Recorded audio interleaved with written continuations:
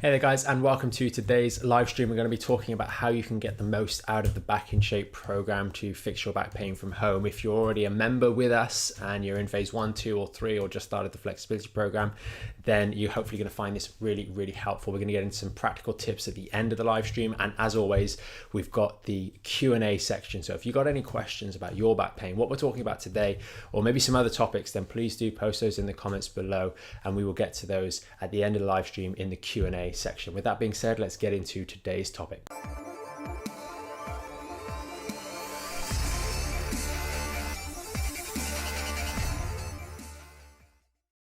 So just before we get into that, if you are new to the channel, please do consider subscribing. We do these live streams every single weekday. And if you're on YouTube or Facebook, you can hit the notification bell so you do know when we go live so you don't miss them in the future. So we wanted to spend a bit of time covering the actual Back in Shape program to help you guys understand a little bit more about it and how it can help, and get some practical tips in there to make sure that you go through that process in the best possible way to get the most out of your back pain, or out of the program to fix your back pain. So this should really give you also a little bit of the backdrop as well, because it helps you in understanding why it's applicable or why it might be applicable to your back pain. So I first wanted to cover sort of how the program itself was designed, and it was really designed based on the clinical experience that we have in the clinic, and really that's a combination of basically every patient that we've seen, or more or less every patient that we've seen over the last 5-7 years, has had accompanying imaging. So they've more or less all of them have been lower back or neck pain patients, majority swaying towards the lower back. So we have this sort of intimate experience with patient presentation and X-ray imaging and standing up imaging, and understanding how that patient presentation coincides with the appropriate imaging that's there. And unfortunately, or fortunately, whichever way you look at it, the sheer inaccuracies of a physical examination, and actually knowing that you don't necessarily know that much and you can't infer that much. And I've had cases in the last couple of weeks where we've got members that have come in, or patients that have come in saying, yeah, I've got this. A common one is anterior pelvic tilt, and we do the imaging and we find out actually, do you know what? You don't. You have posterior pelvic tilt. But where we've been given exercises or advice and guidance in the past to correct these inaccurate physical observations, we actually make the underlying problem worse. And that is something that we're all too familiar with over the course of the years in dealing with these sorts of things. And then we've also got that in conjunction with our sort of unique approach in terms of the technology that we use to help patients. And the result of this, fortunately or unfortunately, is that you see a wide variety of patients, and we needed a rehab process, a way of helping patients with exercises outside the clinic that really is going to complement and that is safe for them to do, and progressive, and that it deals with all the principles that you guys know about from Back in Shape. It's got to be progressive, it's got to be safe, it's got to do no harm, it's got to help them get their back essentially in shape and complement the treatment that we're doing in the clinic. Because a lot of these guys are coming in once a week, or they might be coming in more than that, or might be coming in less than that in the early days, and that leaves an awful lot of time at home. And as you guys know, I've said it before, we can't put you guys on a test tube and nothing happened to you in between treatments or in between rehab exercises or during the day outside of your phase 1, 2 or 3 routines. Life does happen, so you need something productive to do at home that is helpful. And the important thing here is that we needed a framework that can be modified for people. Bearing in mind, you've got patients coming in with very minor back pain. I just strained my back this morning, it's sore, can you help me? I've never had it before. All the way through to I've had 16 different surgeries, I've got this, I've got that, we've got spinal implants, we've got fractures, we've got fusions, we've got bolts in the back, we haven't got bolts in the back, we've got bolts that were in the back that now aren't in the back. All these sorts of things patients are coming with. And we need something that is sensible, that can help everyone in between. So patients often ask, or members in the Back in Shape say, oh, well, look, I've got a left-sided L4-5 facet strain. Is this going to help me? Now, my case is a little bit different. Or, oh, I've got a disc bulge, but it's not quite a herniation, so is this going to be able to help me? Or I've got a herniation, no, it's more serious than a disc bulge. Well, the thing is, all of those things are going to slot somewhere in between the top and the bottom of this little scale that I've put on the board here.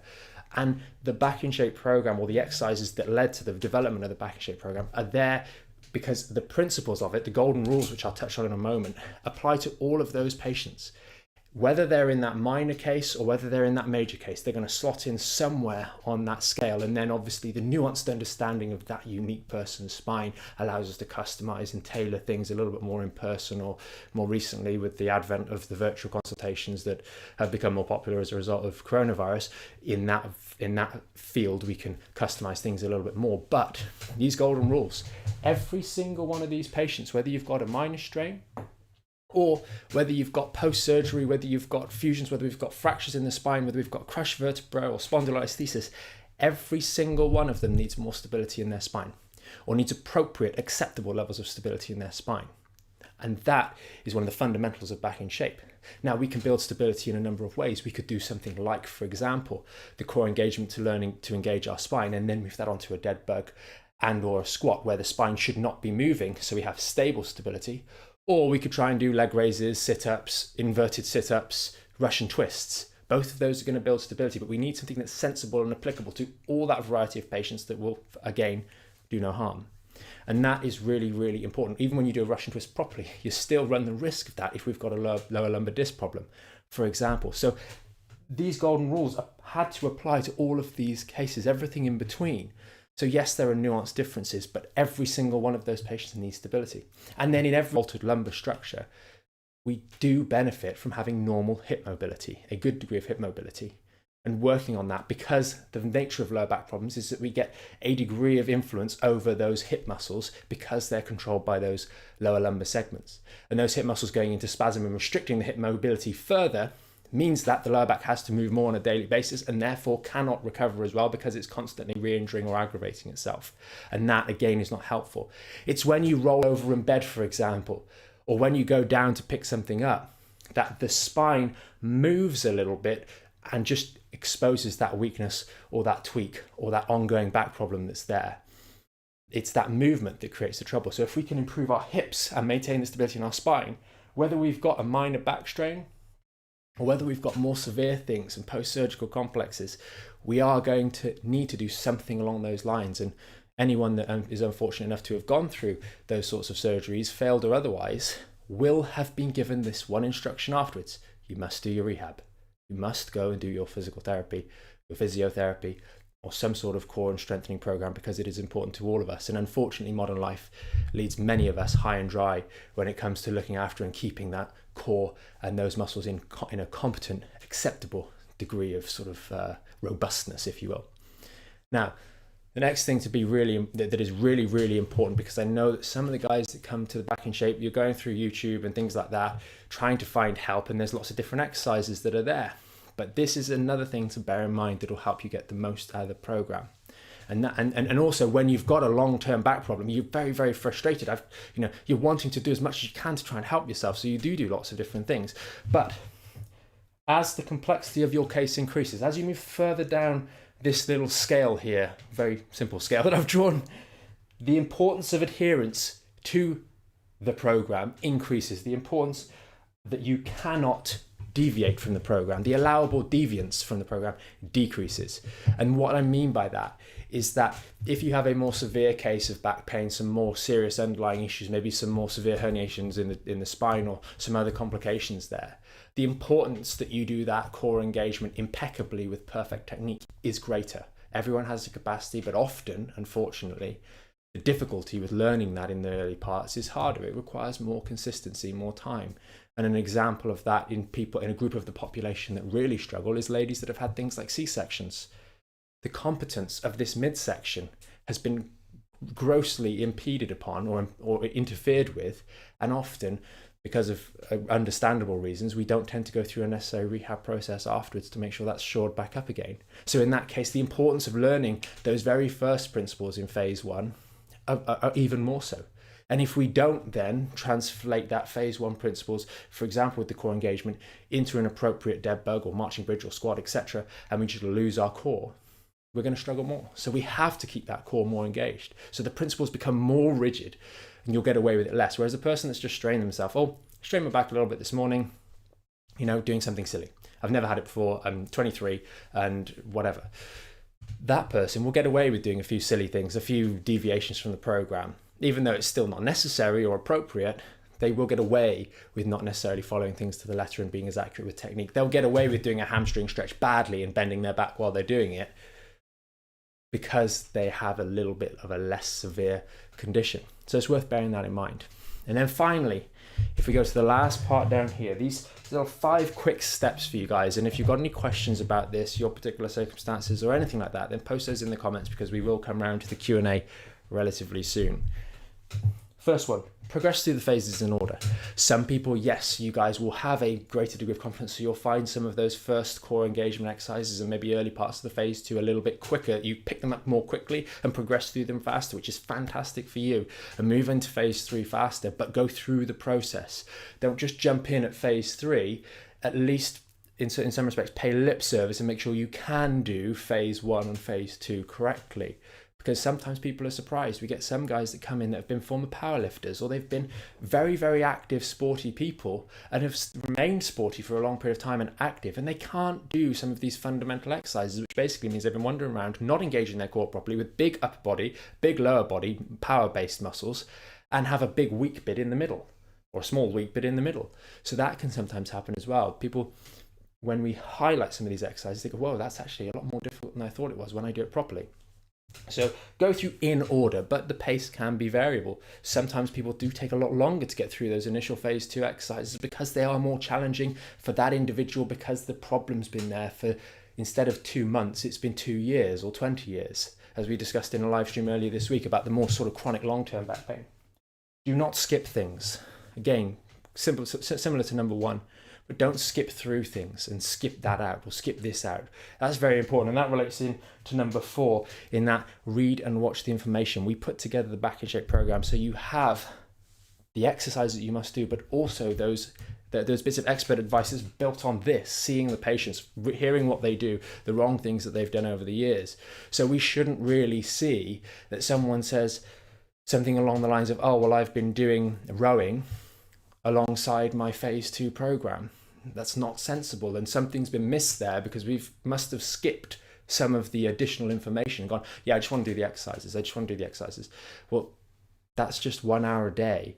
Maybe there are other 16 hours a day. If 1 hour of there you're doing rowing, not a good idea. And then you've got cycling and other activities that we wouldn't suggest you do at certain times, and we can make adjustments for later on. But doing those in phase 1 and phase 2 is often not a good idea. So don't skip the information.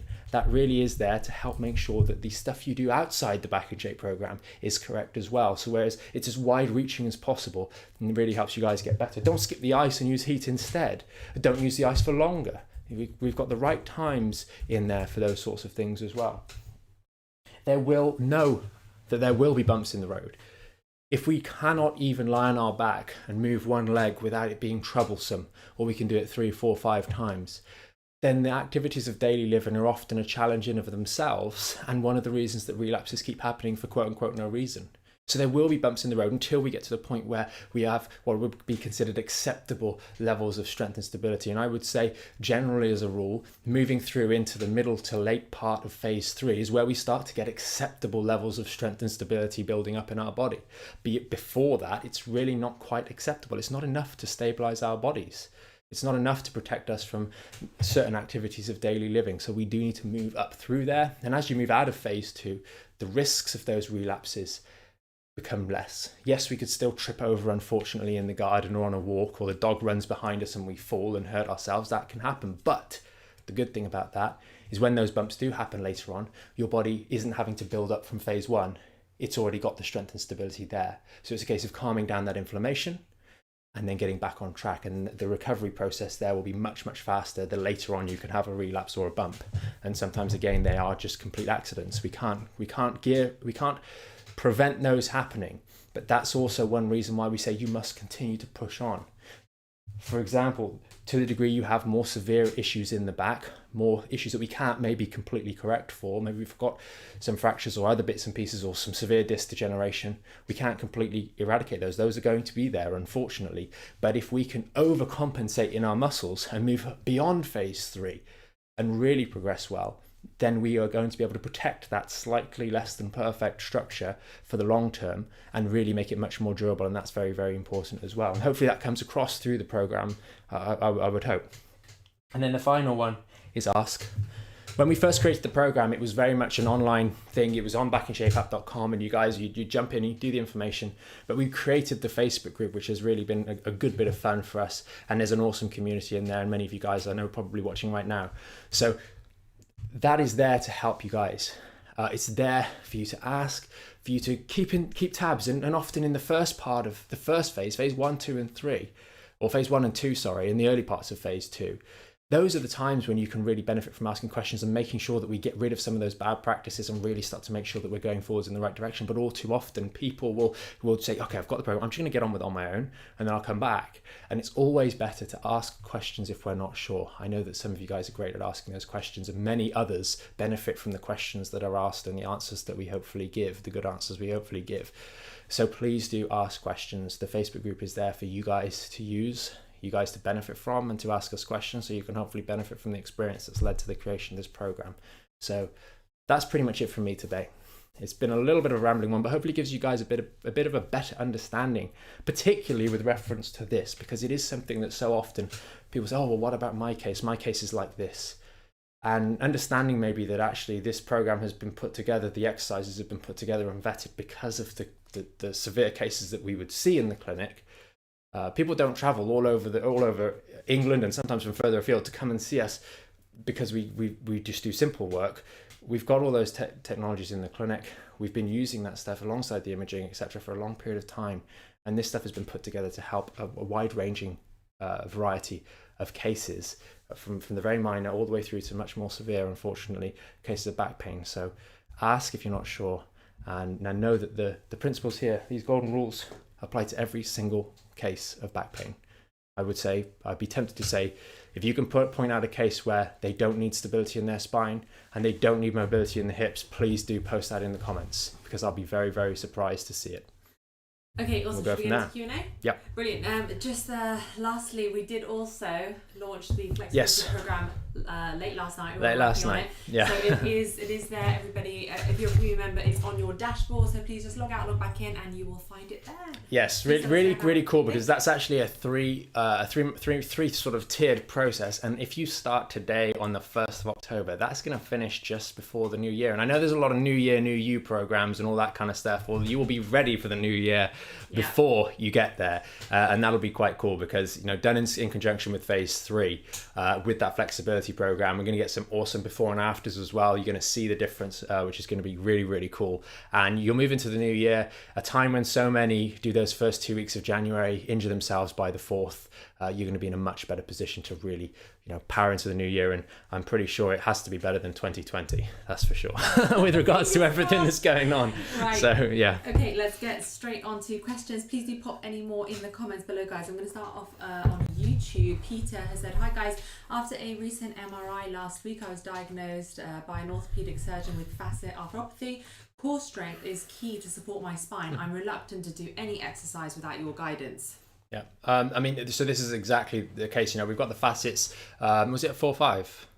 Or did we not specify? No. It's probably going to be the lower lumbar facet joints. And the problem is we don't have stability in the spine, so it's going bang, bang, bang, bang, bang all the time. And bear in mind, this will have been the case. We don't get hypertrophy in the facets, degenerative change in the facets over 2 weeks, 6 weeks, or even 6 months. This takes years of inappropriate stability and protection, and maybe through your work, I don't know. It's just put too much strain on that particular section of the spine, or 2 sections of the spine, and it's created that wear and tear. Stability is so very important. If you need a little bit more personal guidance, then obviously we have those virtual consultations. If you're close to London, then you've got the clinic. But I would stress the back and shape process, the things that are there would be applicable. In that case, we've got facets that are irritated, that are creating inflammation and pain. The phase 1, we've got core engagement, core stability, learning to engage your spine without those facets wobbling. That's a no-brainer. We've got the improving the hip mobility, or managing hip mobility, because unfortunately those facets often can be quite sharp in the pain that they emit when we catch them. And that can lead to muscle spasm in the hamstring. So we're going to be limited, but at least working on that on a daily basis 3 times a day, as we suggest, will help guard or at least mitigate against the persistent spasm, even if it's not necessarily perceptible to you in terms of pain, that the hamstrings are stiff, for example, or the glutes.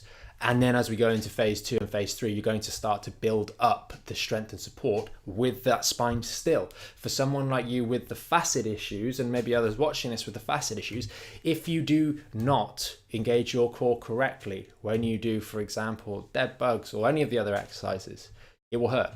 It will hurt. And that is an example it's not necessarily the most severe things on the grand scheme of things, you know, if we're considering post-surgery and those sorts of things, but it can be really quite painful. And to the degree you do those exercises wrong will really dictate how much suffering you have in accordance. So take your time. That's why we have the videos there. If you need help with the virtual consultations or any of the other stuff, or get in the Facebook group and ask. But those videos are there to guide you guys to do them correctly. And once you start doing them correctly, you'll find that you get stronger and the irritation of those facets starts to decrease. Yeah.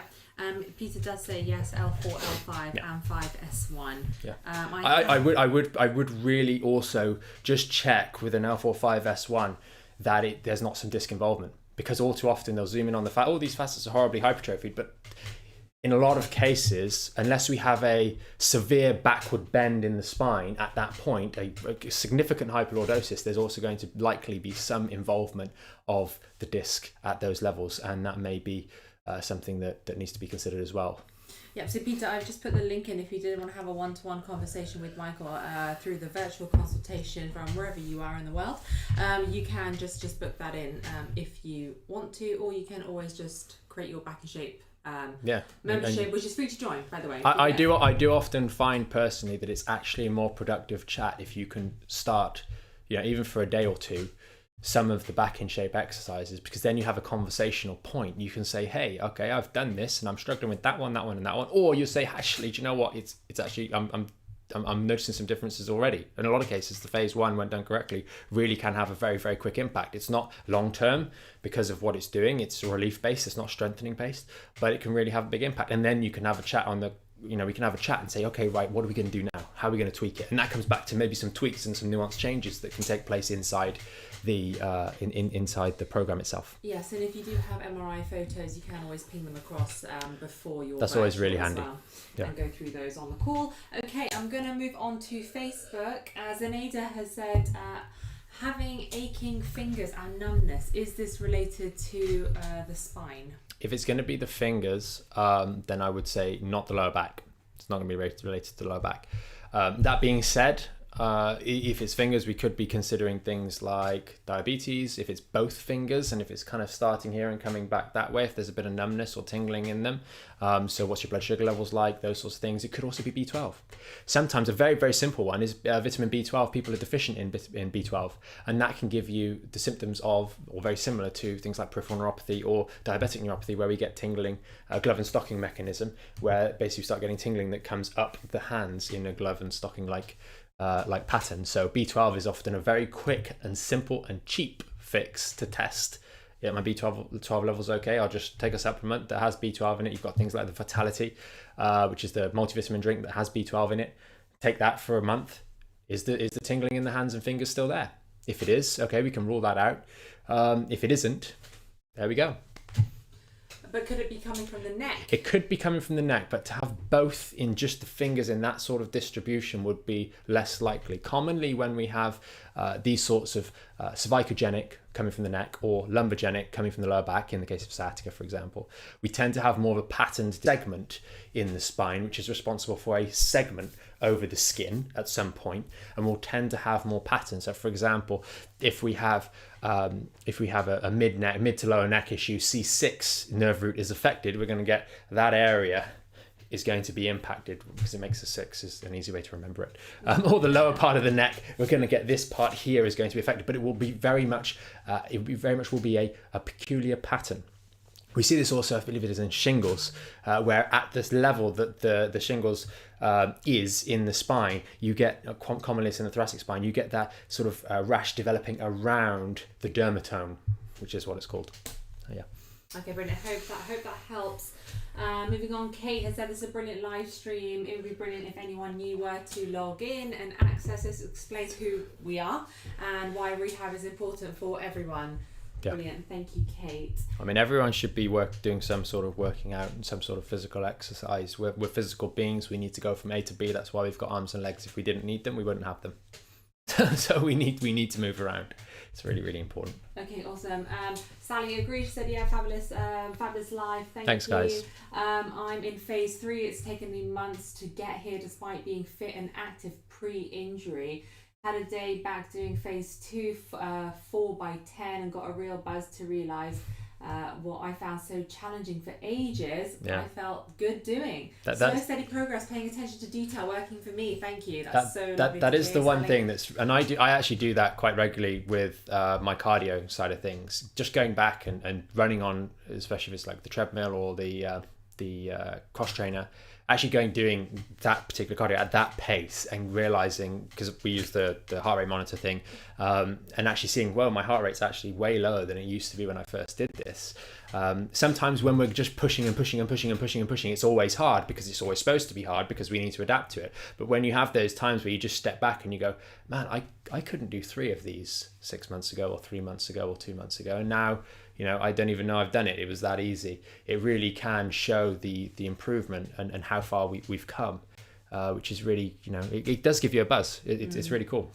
And Jeannie has said here, she said, I found the support of the Back in Shape invaluable. In the past, I've seen physios and been discharged after a couple of weeks just to get on with it. When you've got a back problem, I think you need support for the longer term. I would have given up by now if I didn't have the ongoing support. Yeah, and I think that's also the members as well, from Jeannie's point of view. I think, correct me if I'm wrong, Jeannie, seeing other people that are actually going through the same sort of thing, like what Sally's just said, or Alex, or the other guys that comment in the Back in Shape, it actually does reassure you a little bit. And I think it is difficult because the practitioners maybe referred you and they don't have the facilities or the capabilities or the technology to be able to keep up and support you guys on an external basis. But the problem with back pain is so much of it is dependent and influenced by the things we're doing on a daily basis. And therefore, if you just say, bye, come back when you need to, it becomes very difficult, because there are so many things that are doing on a daily basis, and people forget. People, it takes a bit of repetition to remember these things. And you guys might have noticed that some of the things I repeat them a little bit because I hear the repetition from the patients. So many different patients in so many different bodies and so many different things all say the same thing over and over again, and we have to repeat that back so that we start making these changes.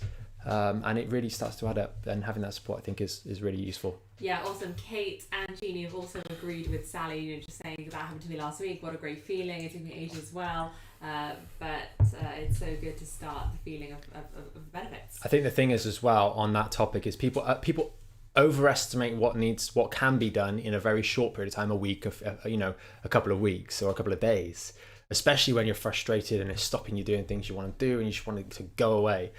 But the consistency, if we can be consistent and make incremental improvements over a longer period of time, we also get so many more benefits. You see this in the industry of bodybuilding, where people will put on too much muscle too quickly and their tendons don't get time to catch up, and they end up getting tendon injuries because you can't cheat the process. And actually going through a slow, steady recovery process is really, or rehab process, or even strengthening process. Say you didn't have back pain and you're just trying to build up some muscle, just pumping the brakes and just going through a steady, consistent process and not doing anything silly.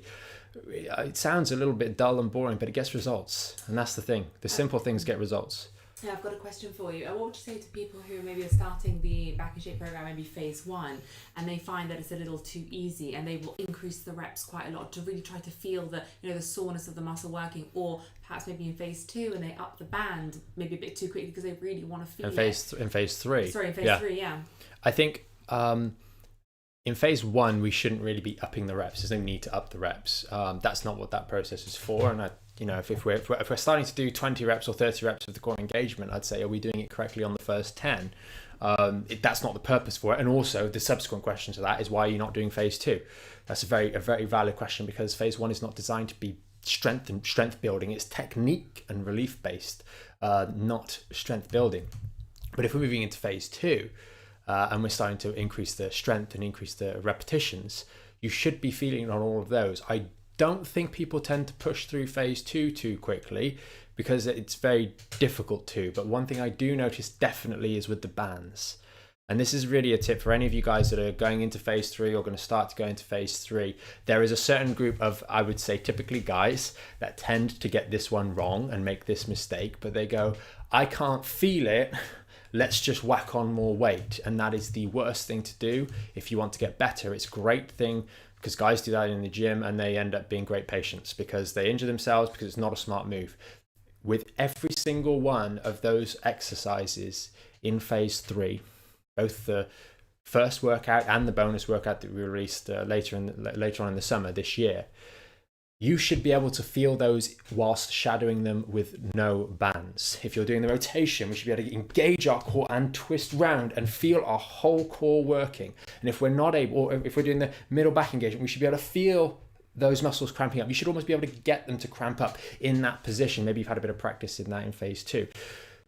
If you cannot do that with a light yellow band, for example, the first band that we use, then you really don't have any business moving on to stronger exercises, because all that happens there is that we start using bad technique, we start using swinging and that sort of thing to try and overload the muscles. We're not engaging brain and muscle, which means we're doing it without control, which is not what we want when we're talking about recovering the back. So we need to get control. So often people do go through the bands a little bit prematurely.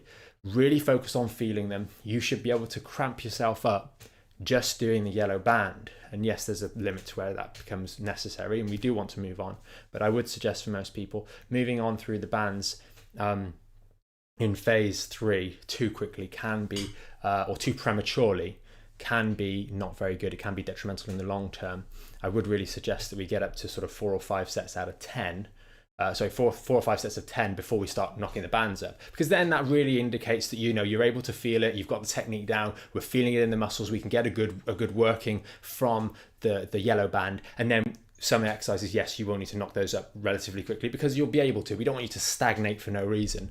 We do need to challenge, but I would suggest mastering the technique first. It really, really pays dividends for the long term. Okay, awesome. Back to those aggravated facets. Sally has asked here, is an MRI needed to see these? Yes. I mean, okay, yes and no. Well, yes, it would be to see them, because unless the person has some sort of funny goggles that they can wear, they're not seeing anything. That being said, you can do tests. Now, for example, if we do certain testing movements, extension with a little bit of bending to one side, we can directly load the facets. This is general orthopedic testing, which is provocative testing. What they basically do is they stress the particular structure. We know this because one of the tests to stress the discs is doing a mini leg raise, because it maximally compresses the L5S1 disc. You lie flat on your back and you just lift your legs up a little bit, which is why I then say, why on earth would you be doing leg raises as part of a lower lumbar disc rehab when that is a provocative test to maximally compress the L5S1? So anyone that's giving you leg raises to do when you have a disc problem in your lower lumbar spine does not have the slightest clue about how the back works, because that is a provocative test. You're just hammering it together. So when it comes to facets, you can get an idea. That's the whole point of the physical examination, that this structure's hurt, that structure's hurt, that structure's hurt. So most of the time, the referring physician or the referring osteopath, or chiropractor or physio or GP, if they've done the examination, if they've had time, will know roughly what they're going to find. So they'll say, well, we think it's a disc problem. Let's go and have a look at how bad the disc problem is. Does that really, and this is my one gripe with MRIs in terms of their utility from a point of view of helping the patient, sometimes it is actually really useful to see and show, and this is the disc and this is where it's, dehydrated. These are the other ones. You can see the difference here and here and so on and so forth. But it doesn't necessarily, with the MRIs anyway, actually help from a treatment point of view and in providing additional information in my experience. Okay. Awesome. Sally's also said... I hope that answered the question. I rambled a bit there. Sorry, guys. Product reviews, if we could consider a hand strengthening tool. Yeah, I recommended... I can't remember. We had the one patient a couple of years ago, maybe 2 years ago now. She had a nerve, basically her neck. The nerves were squashed. She had quite a lot of pain in the neck. By the time we saw her, she didn't have pain in the neck, but she couldn't move a finger. Her fingers were stuck. Like so. Yeah, and actually we were doing treatment on her neck and managed to get her hands to start moving again, and then got one of these things off Amazon, which is really cool. Basically you just put your fingers in it and you do opening, and then it came with some things that you close and you just do squeezing. Yeah. And it was just to then, once we unlocked the neck and she was able to start moving it again but was very, very weak, then it's just a case of rehabbing this area. So that would be for strengthening. I think Sally's Correct. After something that she says as a PC mouse user for daily for working daily and aching fingers. That's so I don't know whether... I mean, it's something we can look into, definitely. Yeah. I think there are some funny mouses you can get where you hold them on the side like that. Those I've seen as being more ergonomic. We'll have to look into that one. Yeah, we'll look into it for you, Sally. Yeah. No problem. But I think that is everything for today. So thanks everyone for your questions. Hope that it was really helpful for you. Awesome. Yeah, thanks so much for joining us, guys, on today's live stream. Hopefully you did find it interesting. We've given you just a bit of background behind what sort of informed the creation of the Back in Shape program. So hopefully you've been able to understand maybe how it can help you with your back pain as well, and why it can help you as well, which is really quite important. The new flexibility program is live, as Lara mentioned earlier on the live stream. It's really, really cool. You can all start it today if you are in the right phase. If you're in phase 1, please do not start it today. For reasons that you will read. You can read through the information by all means, but please don't start the program today. Go through it at the right pace and the right time. And there's a video in there that explains that anyway. So you guys will see that. But it's a really, really cool program. Hopefully you guys are going to get some really awesome before and after photos along the way as well, which will, further boost what you're feeling in the Back in Shape rehab process so far. So thanks so much for joining us, guys. Have a great afternoon. Enjoy yourselves. And for those of you that are getting cracking with your testing phase on the flexibility program, good luck. And we will be joining you with that as well. So have a great day. We'll see you guys tomorrow.